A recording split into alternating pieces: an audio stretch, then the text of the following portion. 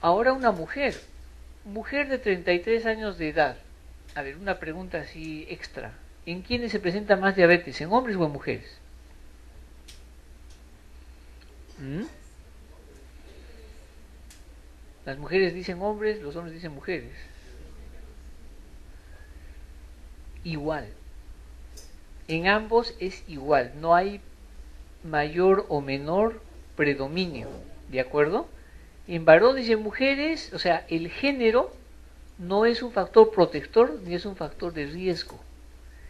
Otra pregunta, ¿en cuál de los dos géneros se presentan mayor mortalidad, mayor complicación, mayor hospitalización? En los hombres. ¿Por qué? Porque somos descuidados. Somos descuidados, la verdad es eso. Tenemos que estar moribundos recién, por eso es que vamos a hacernos controlar. Justo hoy he visto un paciente en el consultorio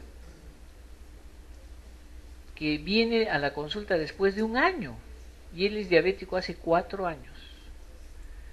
Yo lo vi la última vez, venía con una neuropatía y con unas glucosas que estaban en 220 en ayunas.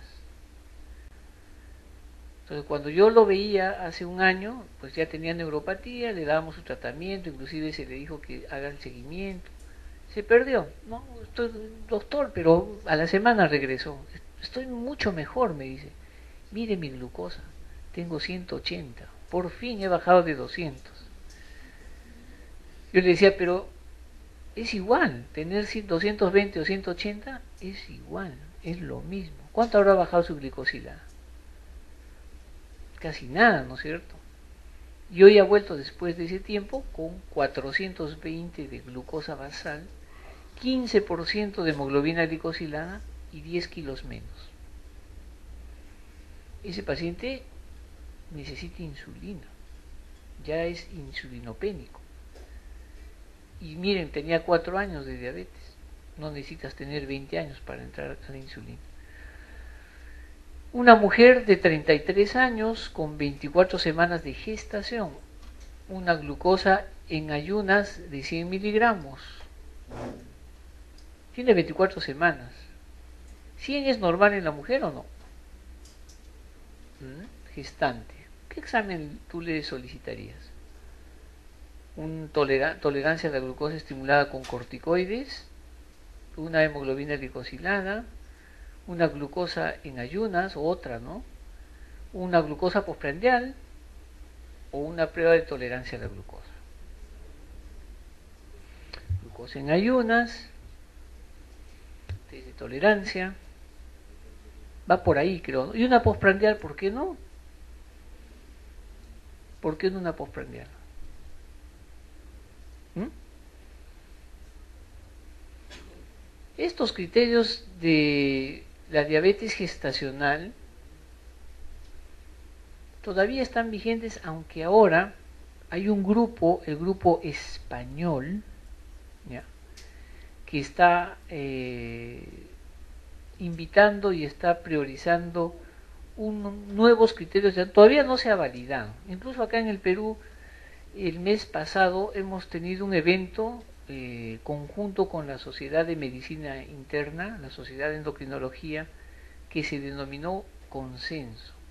Consenso para consensuar los criterios diagnósticos en diabetes, consensuar los criterios en diabetes gestacional, lo que es el síndrome metabólico, lo que es hipertensión arterial. Y entonces, probablemente nosotros, a través de ese consenso, se va a presentar los próximos meses, junto con la Sociedad de Ginecobstetricia, ¿no es cierto?, la Asociación de Diabetes del Perú, la Sociedad de Endocrino, la Sociedad de Medicina Interna, ya nuevos criterios para nuestra población. Incluso el doctor Pacora está participando en digamos, en estos consensos. Ustedes recordarán, seguro van a leer ustedes, cuando entren a ginecología, el doctor Pacora tiene sus criterios diagnósticos, ¿no? O sea, siempre había criterios de Sullivan, criterios de Pacora, ¿no? Van a escuchar de repente en algún momento. Entonces, miren, ¿cuánto debe ser la glucosa normal para empezar en ayunas en una gestante? ¿Cuánto debe ser? menos de 95. Miren cuánto tenía, 100.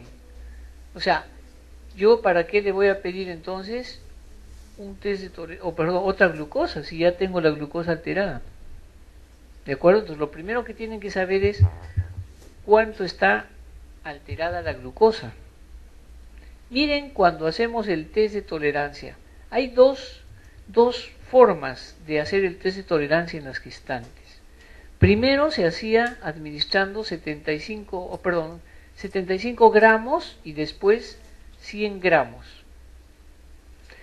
Una cosa, la gestación causa resistencia a la insulina. ¿Ya? La gestación per se causa resistencia a la insulina.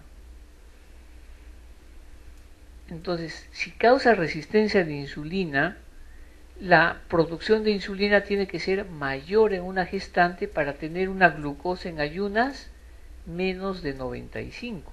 Actualmente ya está en 90. Los nuevos criterios van a decir 90. Cuando les dan la glucosa anhidra, miren estos criterios. Si yo le doy una mayor carga de glucosa, porque no es igual darle 100 gramos a 75 gramos. Miren, a la primera hora, ¿ven o no? No hay diferencia, dándole 100 y 75.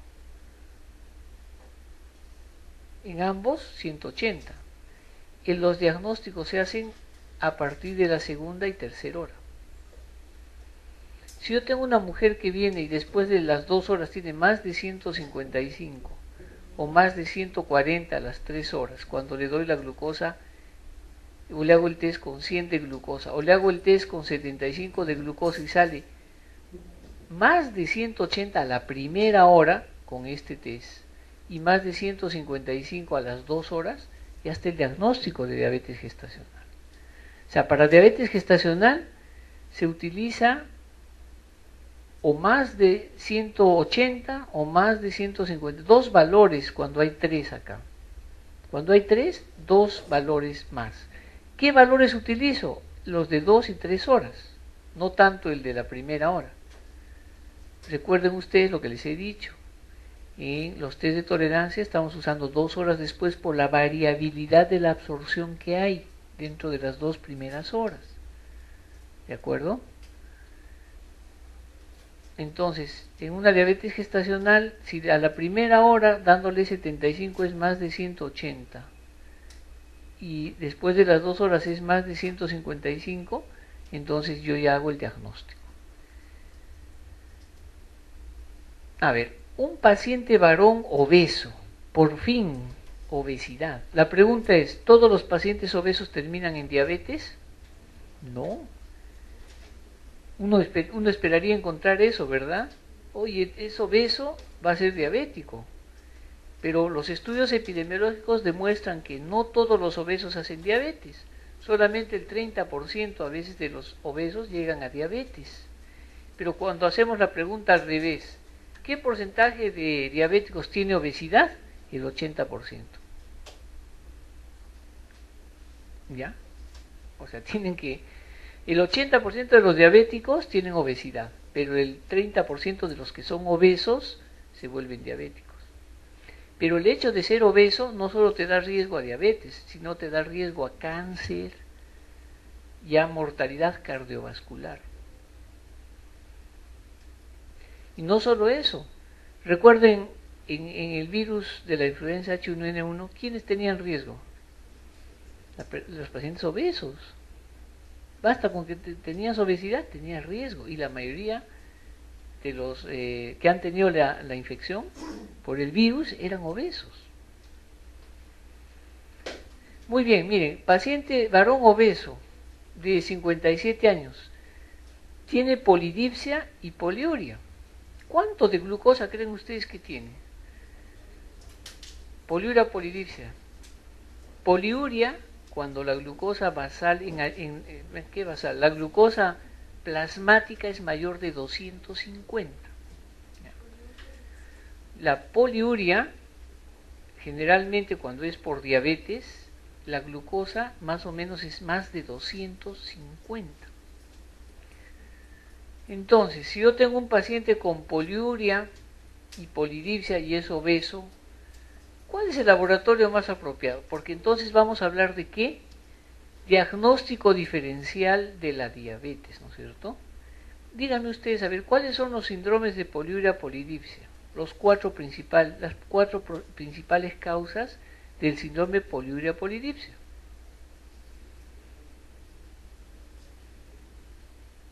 Diabetes insípida, diabetes mellitus. ¿Qué otra causa?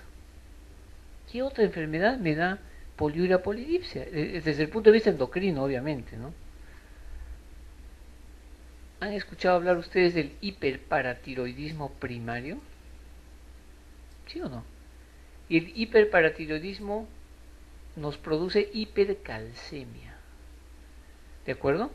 El aumento del calcio en la sangre nos va a dar también el síndrome de poliuria polidipsia, por si acaso. Está dentro entonces del diagnóstico diferencial. Y la otra es la polidipsia psicógena. Habrán visto ustedes esas personas medias psiquiátricas que empiezan a tomar agua de la nada. Andan con su botella ahí de 2-3 litros y se toman 6 litros de agua. ¿Y cuánto tienen que orinar? Los 6 litros de agua que toman. Pero ellos no reconocen que tienen este síndrome. Y uno se pone en duda, ¿no? Hasta sospechamos en diabetes insípida, ni siquiera en diabetes mellitus. Y es un cuadro psiquiátrico. ¿Cómo sabemos que es un cuadro psiquiátrico? Al paciente a veces lo tenemos que hospitalizar y hacerles un test que es el test de deprivación de agua. Entonces, ¿cuál es la respuesta acá? Es obeso, tiene poliuria polidipsia. Le van a pedir osmolaridad urinaria para hacer diagnóstico de diabetes insípida. Le van a pedir glucosa en ayunas. Le van a pedir hemoglobina glicosilada, un test de tolerancia a la glucosa. O así, el paciente viene y ya sabe qué, hágase su glucosa en este momento. ¿Qué le pedirían? Una glucosa en ese momento. Pero que tiene que marcar en su respuesta alguna de estas, si no les jalan. Antes en los exámenes, si marcabas mal, te quitaban un punto. Ahora no es así, ¿no es cierto? Antes era así, ¿eh? Marcabas y te quitaban un punto. Mejor era no marcar, si tenías mucha duda. En serio que era así, ¿eh? ¿Qué marcarían? ¿Qué marcarían? Si yo tengo un paciente obeso con poliuria polidipsia, ¿en qué sospecho? ¿Qué? En diabetes, pues. Recuerden, la diabetes se presenta en pacientes con obesidad, hemos dicho. La obesidad es un factor de riesgo para diabetes. De todas las enfermedades en los pacientes con obesidad, la diabetes es la primera causa. Si yo les digo, la obesidad del 30% tiene riesgo a diabetes, es alto, es elevado. Imagínate, de 10 personas, 3 obesas que tengan diabetes es bastante. ¿Qué porcentaje de nuestra población tiene obesidad? 50% de la población tiene obesidad. Hay estudios, múltiples estudios en el Perú que se han hecho en niños, adolescentes, escolares, jóvenes y adultos. Muy bien, ¿qué marcarían? ¿Qué le van a pedir? Acuérdense de los criterios diagnósticos de diabetes. ¿Cuáles son los criterios diagnósticos de diabetes? Los criterios diagnósticos los tienen que dividir en dos grandes grupos. En los pacientes con síntomas y los pacientes sin síntomas. Si yo tengo un paciente con síntomas, poliuria, polidipsia, ya les he dicho a ustedes que la glucosa, ¿no es cierto?, cuando el paciente tiene poliuria está más de ¿cuánto? 250. ¿Cuál es el criterio para diabetes? Cuando viene un paciente al azar, ¿cuánto? Más de 200. Entonces, ¿qué le van a pedir? Glicemia al azar. Claro, al toque, señor, hágase su glucosa alta. Oiga, pero hace 2 horas se ha almorzado, no importa. No importa que hace 2 horas ha almorzado.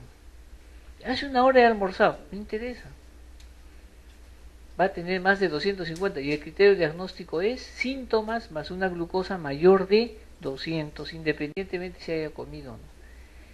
Si el paciente no tiene polidipsia y poliuria en la primera consulta, o sea, el paciente tiene de repente polidipsia, pero no hay poliuria, sí le tienen que pedir la glucosa en ayunas. ¿De acuerdo? Sí le tienen que pedir la glucosa en ayunas. Pero, si a ustedes en el examen no les ponen glucosa al azar, sino les ponen test de tolerancia más hemoglobina glicosilada, imagínense que no existe esta respuesta acá. ¿Cuál será la respuesta? Glucosa en ayunas. Imagínense que esta de acá, la letra E, no existe. O sea, acá les van a poner hemoglobina glicosilada más una glucosa al azar. Por ejemplo, acá les van a poner así. Hemoglobina glicosilada más glucosa al azar. Solo en ese caso la respuesta sería glucosa en ayunas. Pero con todas estas respuestas tienen que pedir glicemia al azar. A ver, la diabetes tipo 2, ¿no es cierto? Como ustedes ven, tiene una fisiopatología. Actualmente estamos hablando de un octeto ominoso. Cuando yo era estudiante, el doctor Ralph Di Fronzo, en los años 80, 90, publicó el tridente de la diabetes, ¿no? ¿Qué dice el tridente de la diabetes? Que la diabetes se produce por tres causas, la diabetes tipo 2. En primer lugar, una disminución en la producción de insulina. En segundo lugar, una denominada resistencia a la insulina porque la glucosa... ¿Qué hace la glucosa normalmente? A ver, ustedes ingieren alimentos, se oxida la glucosa y cualquier alimento que ingieran se transforma en glucosa. Imagínense que somos la glucosa nosotros y nos están llevando por la sangre. Existen una sustancia que se llaman transportadores de la glucosa, los llamados GLUT, ¿no es cierto? G-L-U-T. Estos GLUT llevan a la glucosa, ¿a dónde? Al tejido muscular y al tejido graso, porque ahí se van a oxidar y va a realizarse. ¿Se acuerdan del ciclo de Krebs? ¿Han leído el ciclo de Krebs en bioquímica? Producción de ATP y energía en las células. Este ciclo de Krebs se produce entonces en el tejido muscular y el tejido graso. Y ahí es donde va a actuar la glucosa. El producto final de esto son los ATP. Y estos ATP van a ser captados por todos los ribosomas de las células. Es la energía que necesita el cuerpo. Entonces, ¿qué pasa en la diabetes? Primero, ¿qué pasa si hay mucha glucosa? Normalmente las células del páncreas, ¿qué van a sacar? Insulina. ¿Y qué hace la insulina con la glucosa? ¿Dónde actúa la insulina? Imagínense que el tejido muscular... ¿Dónde hay tejido muscular? En todo el cuerpo, ¿ah? Todo el cuerpo tiene... Donde haya músculo, también hay tejido graso. En este dedo, obviamente hay tejido muscular y tejido graso. Ustedes han hecho anatomía. Cuando han disecado, ¿no han encontrado siempre músculo al lado grasa? ¿Sí o no? El músculo de la grasa es básicamente, yo diría, después del agua, ¿no es cierto? ¿Estamos compuestos por agua o no? Claro, 60% en los pacientes delgados y 55% en los pacientes con sobrepeso u obesidad es agua. Y el resto es músculo y tejido graso. Lo demás, ¿qué es? Huesos. Los huesos. El tejido óseo también tiene un peso. En cambio, los órganos, ¿cuánto pesa el corazón? ¿Cuánto pesa el hígado, los riñones, el cerebro? No llega a 10 kilos entre todos, ¿sí o no? Entonces, ¿dónde hay tejido muscular? En todas partes. Entonces, la glucosa tiene que actuar en todos los músculos y el tejido graso del cuerpo. ¿Y qué cosa hace la insulina? Es la llave. Es como una llave que va a abrir en la célula del tejido graso y del tejido muscular para que el transportador que está llevando a la glucosa ingrese. ¿De acuerdo? Así es como actúa. Entonces, en la fisiopatología de la diabetes, ¿qué se altera entonces? A ver, uno, dice acá, ¿qué se da en la diabetes tipo 2? A ver, excepto, dice acá, la actividad PPAR gamma. ¿Han escuchado hablar sobre los PPAR gamma? ¿Qué son los PPAR gamma? Ok, ¿y en qué actúan estos factores de transcripción? Entonces, ¿dónde actúan? El tejido muscular y el tejido graso. Entonces, estos llamados gamma lo que hacen es facilitar, ¿no es cierto?, el ingreso de la glucosa al tejido muscular y al tejido graso para que ahí se metabolice la glucosa. Pero estos están deteriorados o no en los diabéticos tipo 2 o están activados. ¿Mm? A ver, piense. 2. En la diabetes se da lo siguiente: aparición brusca de síntomas, una diabetes tipo 2, excepto, dice, hay aparición, así han puesto la pregunta, porque yo simplemente estoy interpretando la pregunta que les han puesto. Hay una cardiopatía diabética propia, algunos diabéticos son asintomáticos, la diabetes puede existir con, este síndrome X es el síndrome metabólico. El doctor Riven es el que ha puesto el nombre de síndrome X y ha sufrido pues metabólicamente múltiples denominaciones. El síndrome metabólico no es una enfermedad, es la suma de factores de riesgo. ¿Por qué le llaman síndrome entonces? Por el cliché. Por el cliché, porque ¿cómo es el síndrome de hipertensión arterial? Signos y síntomas que tienen manifestaciones clínicas que tienen una misma fisiopatología que explica todos estos. El síndrome metabólico no tiene signos y síntomas, sino tiene dentro de sus componentes una enfermedad. ¿Tiene hipertensión o no? Claro, es una enfermedad. ¿Tiene dislipidemia o no? Es una enfermedad. Entonces, entiendan que el síndrome metabólico no es una enfermedad mayor, no. Son varias enfermedades agrupadas bajo un nombre, que iniciaron con el nombre de síndrome X y posteriormente han ido, digamos, colocándole diferentes nombres y ahora le dicen síndrome metabólico, que no es una enfermedad, es una condición de varias enfermedades o factores de riesgo. ¿De acuerdo? Entonces, en la diabetes puede coexistir la diabetes con hipertensión arterial, eso es lo que les están preguntando. Y acá, con otras patologías, hipertensión arterial, dislipidemia, ¿puede coexistir o no? Sí. Algunos casos de la diabetes son asintomáticos, la mayoría son asintomáticos. El 50% de los diabéticos en el Perú hoy no saben que tienen diabetes, porque no les da síntomas. En algún momento tuvieron poliuria, polidipsia, justo coincidió que fue verano. Todo el mundo tiene sed en verano. Pero de pronto se cuidaron un poquito, su páncreas empezó a sacar más insulina y se normalizó. Pero ya le avisó el cuerpo que ahí estaba comenzando su diabetes. ¿Hay cardiopatía propia de la diabetes?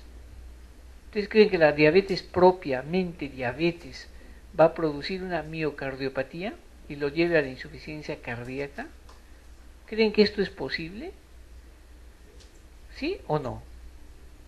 ¿Mm? Sí hay miocardiopatía, o sea, la diabetes propia por hiperglicemia puede producir miocardiopatía diabética. ¿Cómo llegas al diagnóstico? Tienes que descartar pues otras causas. Si tienes un paciente diabético que no tiene antecedentes, raro, ¿no? A ver, ¿qué diabético no tiene hipertensión, dislipidemia? Los menos, ¿no es cierto? La mayoría de los diabéticos tienen ya hipertensión, dislipidemia. Pero hay exámenes, una anatomía patológica. ¿Cuándo se hace el diagnóstico? Prácticamente cuando el paciente fallece. Cuando falleció el paciente le hicieron una autopsia y encontraron cambios relacionados a la diabetes, no a la hipertensión, no a la dislipidemia. ¿Y en qué casos premortem se puede hacer el diagnóstico? Hay pacientes que llegan con insuficiencia cardíaca No tienen complicaciones a veces por su diabetes. No hay nefropatía, no hay retinopatía. O sea, retinopatía puede haber, pero leve. No son hipertensos, nunca han tenido dislipidemia severa. Entonces, en estos pacientes sí se puede hacer el diagnóstico de la miocardiopatía, ¿no? Y la presión arterial, acá la F es lo que faltaba, es el otro factor. Entonces, en la diabetes, la actividad PPAR gamma sí se deteriora, pues, porque los PPAR, ¿qué son? Son los que van a facilitar el ingreso de la glucosa, ¿a dónde? Al tejido graso y al tejido muscular. ¿En la diabetes puede aparecer bruscamente síntomas? Claro, te da de pronto un estrés. Justo te avisaron, tú ya tenías factor de riesgo. Y te dicen, oye, ¿sabes qué? Ahorita, lastimosamente, alguien de tu familia conocido se murió. Eso es una impresión, te causa estrés. Y ese estrés desencadena rápidamente una poliuria y polidipsia. Sí puede haber. Cuando hemos evaluado a los pacientes con cetoacidosis diabética, un 10% de los diabéticos han tenido estrés súbito y ha sido debut de cetoacidosis diabética. Ustedes van a ver, los pacientes van y dicen, justo pues el esposo de la señora falleció y a partir de ese momento empezó a ponerse mal mareos, empezó a orinar más y el diagnóstico de diabetes. Hemos hablado de la aparición de cardiopatía propia, sí, casos asintomáticos también, coexistencia con otras patologías, pero la diabetes per se no da presión alta. La presión es otro factor que se asocia, o yo tengo un paciente que tiene insuficiencia renal o nefropatía por la diabetes, la hipertensión se puede presentar, pero no es como hipertensión esencial, sino ya es una consecuencia. A ver, veamos este otro caso. Una mujer de 42 años la llevan a emergencia por presentar un cuadro de sopor. ¿Qué es el sopor? Es un trastorno del sensorio. ¿Ya? La paciente pues no está lúcida contestando, está dentro, digamos, del contexto de la esfera de las tres esferas. ¿Orientada en qué? En tiempo, espacio y persona. Ustedes le preguntan cómo se llama, de repente no te entiende. ¿Qué día estamos? Menos. ¿En qué lugar estás? Esas tres preguntas son claves para hacer el diagnóstico del estado de conciencia de las pacientes. Entonces está soporosa. Miren cuánto tiene la glucosa al azar. Ese ratito le tomaron la glucosa y ¿cuánto salió? 350. ¿Cuál de los siguientes hallazgos confirma el diagnóstico de cetoacidosis? Entonces la pregunta es, si yo tengo una paciente que tiene más de 250 de glucosa con trastorno del sensorio, tengo que sospechar en una crisis hiperglicémica. ¿De acuerdo? Las crisis hiperglicémicas se clasifican en dos grupos, en cetoacidosis diabética y en estado hiperosmolar hiperglicémico. ¿De acuerdo? ¿Cuáles son los criterios? Estado de conciencia y una glucosa mayor de 250. ¿Ok? Mayor de 250.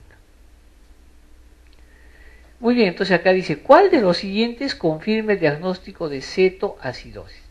Entonces, ¿cuál creen que sea el que confirma el diagnóstico de cetoacidosis?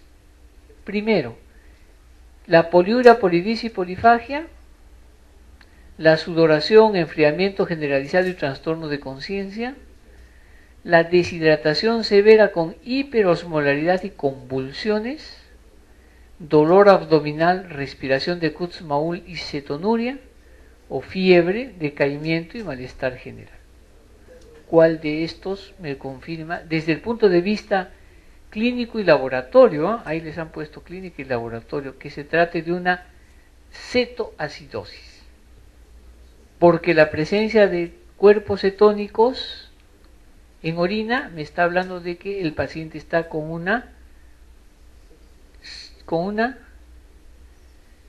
un trastorno de qué, de la glucosa, no, la presencia de cuerpos cetónicos en la orina. ¿Y por qué se dan los cuerpos cetónicos en la orina? A ver, ya, ok. Miren, ¿se acuerdan que habíamos dicho que la glucosa tiene que ir al tejido muscular y al tejido graso? ¿Sí o no? ¿Ok? Pero ¿qué necesita para que vaya al tejido graso e ingrese? La llave, ¿no es cierto? ¿Quién es la llave? La insulina. En los casos de cetoacidosis y estado hiperosmolar, no hay insulina. No hay, se fue, no se produce. ¿Qué pasa con la glucosa? Aumenta hasta... ¿Y qué hace la glucosa cuando aumenta? Tiene que salir por algún lado. Aumenta a nivel plasmático y ¿a dónde se va? Al riñón. ¿Y qué hace en el riñón? Empieza a ser eliminada. ¿Y eso qué causa? Poliuria polidipsia. Pero los tejidos, todas las células, ¿qué necesitan? Energía, ¿sí o no? Como no hay la vía de la glucosa, tiene que mover otra vía. ¿Qué vía mueve? Tienes dos vías para mover, los ácidos grasos y las proteínas. Entonces, ¿dónde están los ácidos grasos? ¿Dónde están los ácidos grasos? En todo el tejido adiposo. Entonces, ¿qué hacemos? Los ácidos grasos salen del tejido adiposo y ¿a dónde van a ir? Al hígado. ¿Por qué? Porque van a producir energía, ¿de acuerdo? ¿Y qué producen? Oxidación ¿de quién? De los ácidos grasos. Porque como ya no funciona la glucosa, el cuerpo necesita energía, los ácidos grasos empiezan a producirse. Y el cuerpo recibe la energía y sigue funcionando. Pero, ¿cuál es el exceso o el defecto en el exceso de producción de los ácidos grasos? La presencia de cuerpos cetónicos. ¿Y qué hace el cuerpo cetónico? Uno, la paciente tiene sopor, ¿por qué? Porque está deshidratada. ¿Ustedes han visto algún paciente bien deshidratado? Tienes trastorno de sensorio, porque al deshidratarte te deshidratas y pierdes agua en el cerebro inclusive. Pero los cuerpos cetónicos pueden ir al hipotálamo y van al sistema nervioso central y van a bloquear el estímulo del apetito, pero van a producir trastorno del sensorio también. ¿Qué es la respiración de Kutzmaul? Son periodos de apnea, ¿no es cierto? Ya, y eso es premortem, ¿eh? Ahora la cetoacidosis, cuando vemos un paciente así, claro, la respuesta es esa, ¿no es cierto? Cuando vemos un paciente con cetoacidosis, ahora ya no tenemos que esperar verlo con respiración de Kutzmaul. ¿Qué pasa si yo no les pongo esta... ¿Qué pasa si no hay esta respuesta? Suponga que pongo dolor abdominal, nada más. Y acá entonces el diagnóstico de cetoacidosis la pueden hacer ustedes con los otros criterios. Suponga que acá termina dolor abdominal y no hay este ni este. ¿Se puede hacer diagnóstico o no? La deshidratación severa y el estado hiperosmolar, pero acá ya no se llamaría cetoacidosis, sino estado hiperosmolar, que sí va con convulsión, va con deshidratación severa y va con hiperosmolaridad, mayor de 320 miliosmoles. Y ambos, ¿qué son? Crisis hiperglicémicas. Entonces, las complicaciones agudas de la diabetes, diabetes tipo 1, diabetes tipo 2, diabetes gestacional y las diabetes por otras enfermedades. Ustedes en acromegalia, por el tumor en la hipófisis que produce resistencia a la insulina, hemos visto cetoacidosis. En los libros no van a leer ustedes, dicen, no se produce cetoacidosis, mentira, sí se presenta cetoacidosis también. Entonces, ¿qué cosa es la crisis hiperglicémica? Es una descompensación aguda, ¿no? Ahora, de todas maneras, ¿qué pasa si les ponen en una pregunta? Paciente con diabetes, con somnolencia y sopor. Entonces, desde el punto de vista de las complicaciones agudas de la diabetes, las complicaciones agudas son mucha producción de glucosa o falta de producción de la glucosa. Y eso se llama hipoglicemia. Los síntomas de la hipoglicemia y de la hiperglicemia se parecen cuando el paciente viene con estado soporoso. Tú no tienes todavía ese momento del examen de la glucosa con el glucómetro. Te dicen, es un paciente diabético y viene con convulsiones, trastorno del sensorio. No viene con respiración de Kutzmaul. Les van a poner así una pregunta. Paciente diabético que llega a la emergencia con convulsiones y estado soporoso. ¿Cuál es la probabilidad diagnóstica? 48 años. ¿Cuál es más frecuente? ¿Hipoglicemia o hiperglicemia o crisis hiperglicémica? Hipoglicemia. Siempre tiene que presentar, primero tiene que diagnosticar hipoglicemia. Porque si está con estado hiperosmolar o cetoacidosis, ¿qué es lo primero que debes hacer si no tienes el aparato ese rato? Ponle glucosa. No le vas a empeorar poniéndole glucosa o poniéndole la glucosa, pero sí le puedes salvar de la hipoglicemia. ¿De acuerdo? Por eso es que acá está, miren, solamente por somnolencia o sopor son cualquiera de las tres, teniendo el antecedente que es un diabético.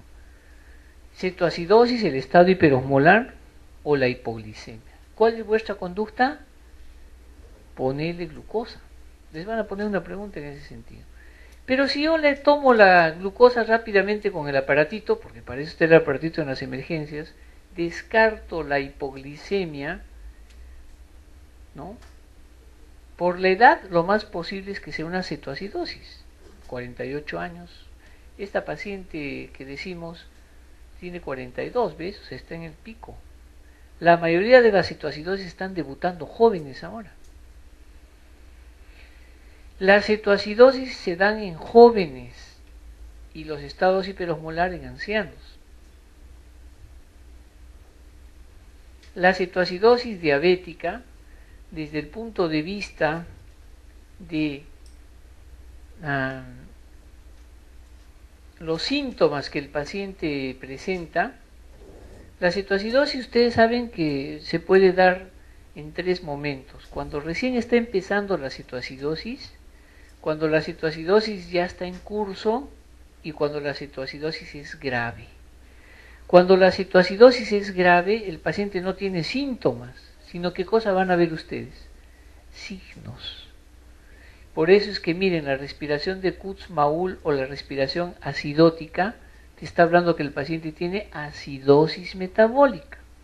Porque lo lógico sería el momento de que tú le estás sacando la glucosa, no solo con el aparato, sino tienes que colocarle una vía y ahí aprovechas y le sacas ¿qué? Glucosa, urea, creatinina, ¿qué más? Amilasa, lipasa, hemograma, ¿qué más le sacas? Los gases arteriales también, ¿no es cierto? Examen de orina, electrocardiograma, radiografía de pulmón, miren todo lo que se tiene que sacar a un diabético en el que sospechan complicación aguda. Entonces, cuando el paciente está con estado soporoso, sí van a ver respiración de Kutzmaul.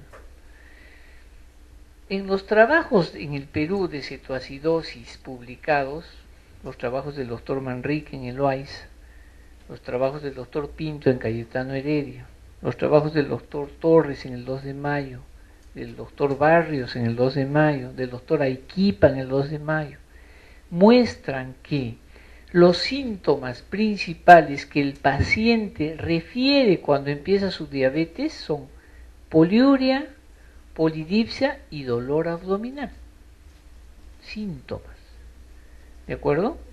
Los signos, o sea, la respiración de Kutzmaul y el sopor, los van a ver en un paciente con cetoacidosis o estado hiperosmolar severamente enfermos. A él tú no le vas a decir, señor, ¿qué síntomas tiene? El paciente está con esos signos. Porque, ¿qué pasa si no sabe que es diabético? Eso es lo que vemos en la práctica. Viene un paciente obeso, no es diabético pues, con dolor abdominal, náuseas, vómitos, y te dice con poliuria y polidipsia. Y lo peor no es eso, lo peor es que ha tomado alcohol. Y el dolor es en la boca del estómago y se va a la espalda. ¿En qué piensa? La típica, ¿no? Pancreatitis. Pero no se percataron que tenía acantosis ese paciente. ¿Y qué le toman? ¿Qué es lo primero que le piden? Lipasa, ¿no? Lipasa amilasa, normal. Ya el paciente está 4 horas. Y te van a decir, oiga doctor, el paciente que llegó con su pancreatitis, se ha empeorado, sigue vomitando, orinando más y ahora ya no nos dice su nombre. Está medio que se desmaya, ya ha orinado como 2 litros. Piden la glucosa rápido con el glucómetro, 500. Había sido una cetoacidosis. ¿Ya? Entonces ya está cambiando un poco la, digamos, forma de presentación. Entonces ustedes tienen que sospechar siempre en un paciente, y no necesariamente va a ser diabético. Así están debutando los pacientes jóvenes con diabetes tipo 2. Entonces, existen criterios por los cuales vamos a nosotros definir la cetoacidosis diabética.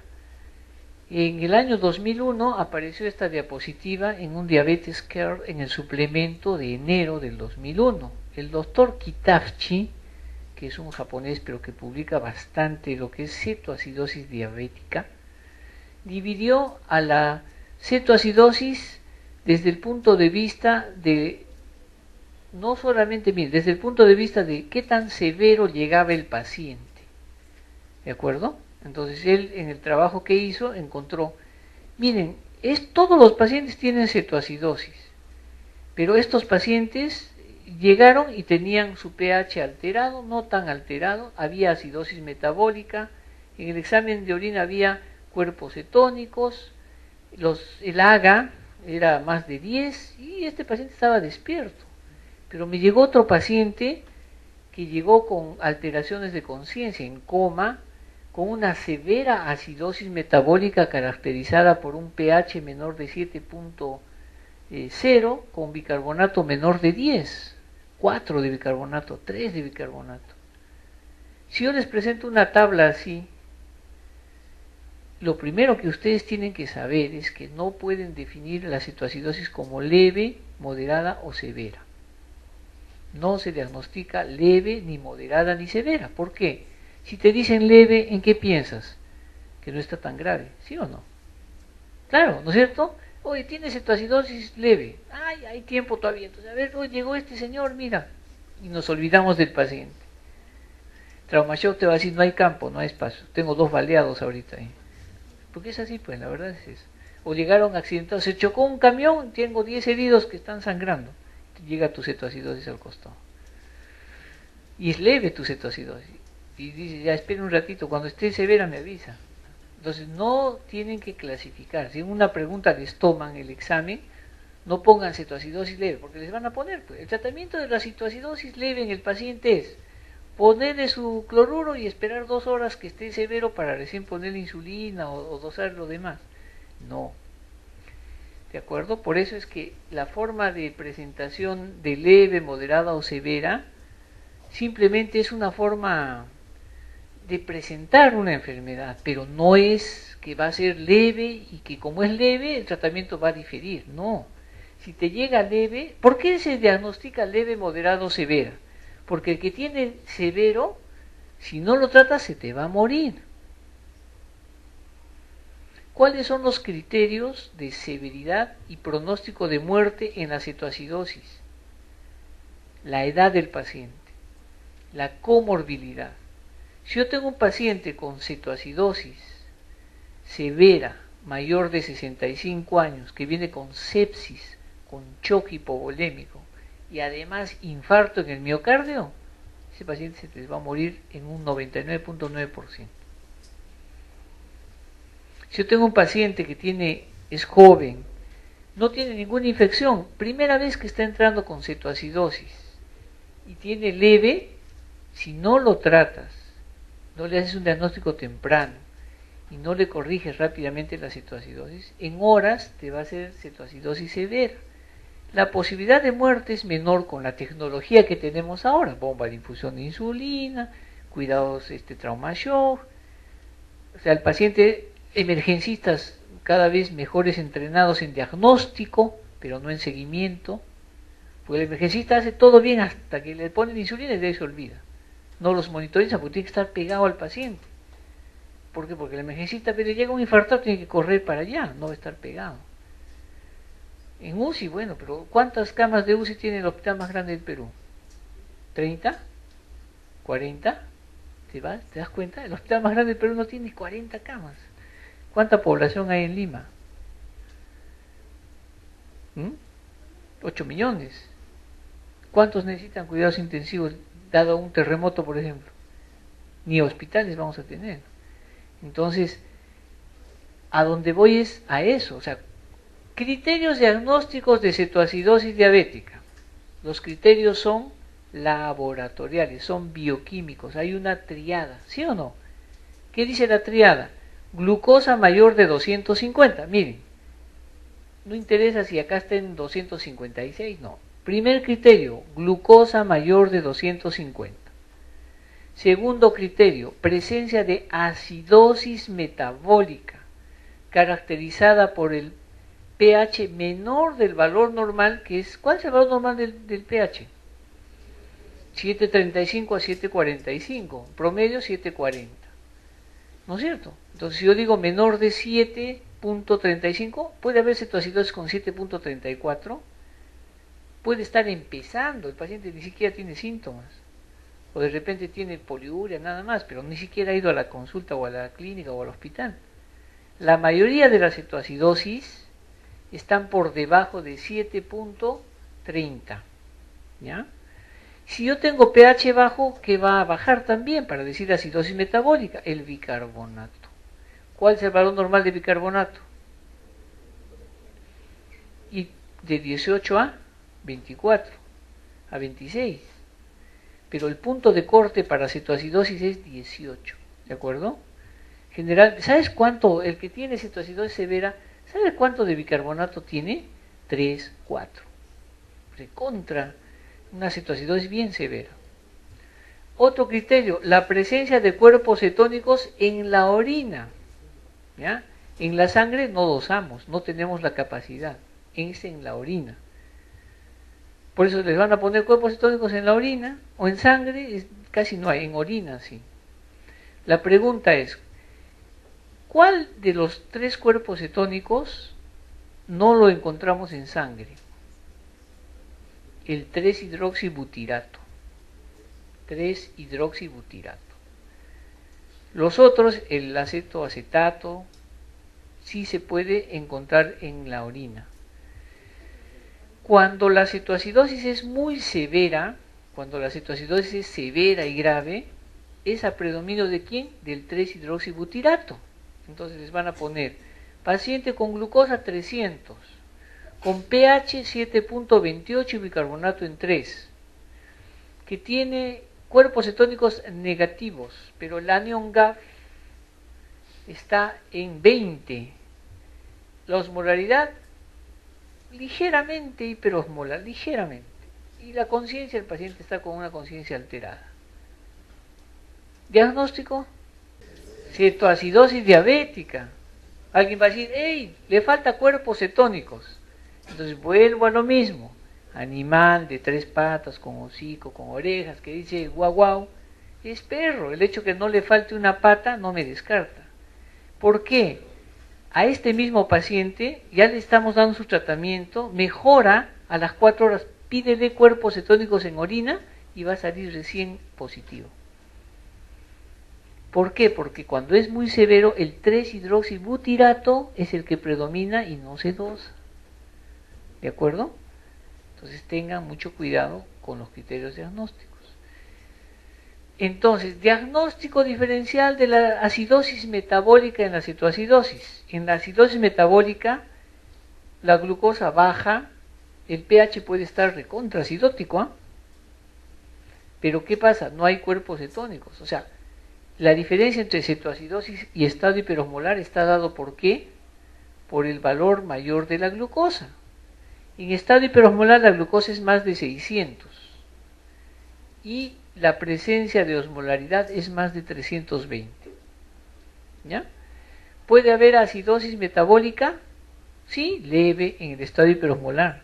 Por eso, recuerden, antes decían no cetótico, ¿no es cierto? Ya sea, eso en términos ya no existe, ¿eh? Cuidado. ¿Por qué? Porque ahora hay cuerpos cetónicos leve, pero es un estado hiperosmolar. Muy bien, entonces, el dolor abdominal, la respiración de Kutzmaul y la cetonuria. Ya hemos hablado de los criterios diagnósticos.